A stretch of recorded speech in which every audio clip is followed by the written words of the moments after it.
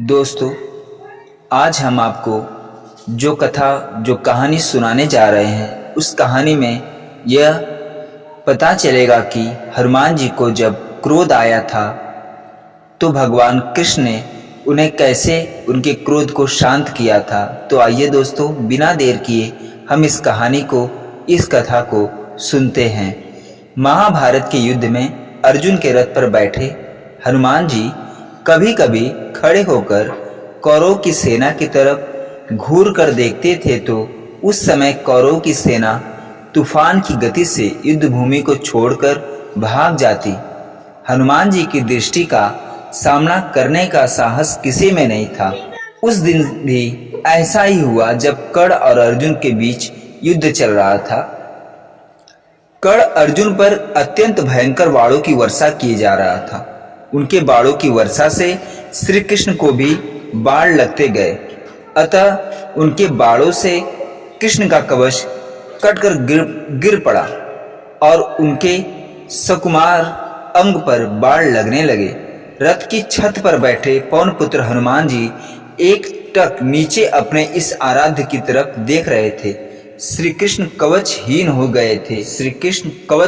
गए थे।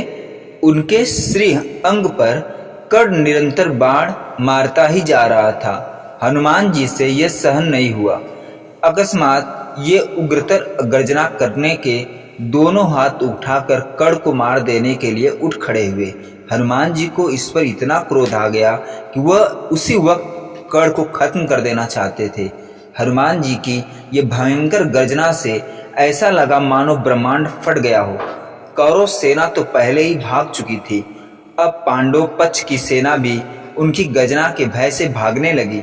हनुमान जी का क्रोध देखकर कर्ण के हाथ से धनुष छूटकर जमीन पर गिर गया। भगवान श्री कृष्ण ने तत्काल उठकर अपना दक्षिण हस्त उठाया और हनुमान जी को स्पर्श करके सावधान किया और कहा, रुको, तुम्हारे क्रोध करने का समय नहीं है हनुमान। श्री कृष्ण के स्पर्श करने से रुक तो गए, किंतु उनकी पूंछ खड़ी होकर आकाश में हिल रही थी। उनके दोनों हाथों की मुट्ठियां बंद थी।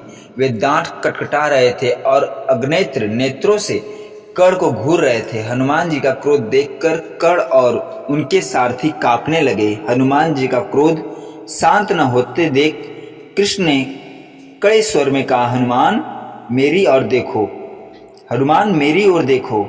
अगर तुम इस प्रकार कर्ण की ओर कुछ क्षण और देखोगे तो कर्ण तुम्हारी दृष्टि से जलकर भस्म हो जाएगा। यह त्रेता युग नहीं है। तुम्हारे पराक्रम को तो दूर, तुम्हारे तेज को भी कोई यहाँ सहन नहीं कर सकता। तुमको मैंने इस युद्ध में शांत रहकर बैठने को कहा है हनुमान। फिर हनुमान जी ने अपने आराध्य देव की ओर देखा और शांत होकर बैठ गए। दोस्तों, ये थी हनुमान जी की कथा। तो दोस्तों, कैसी लगी कमेंट में ज़रूर बताइएगा, और वीडियो अच्छी लगी हो तो चैनल को लाइक शेयर सब्सक्राइब जरूर करिएगा।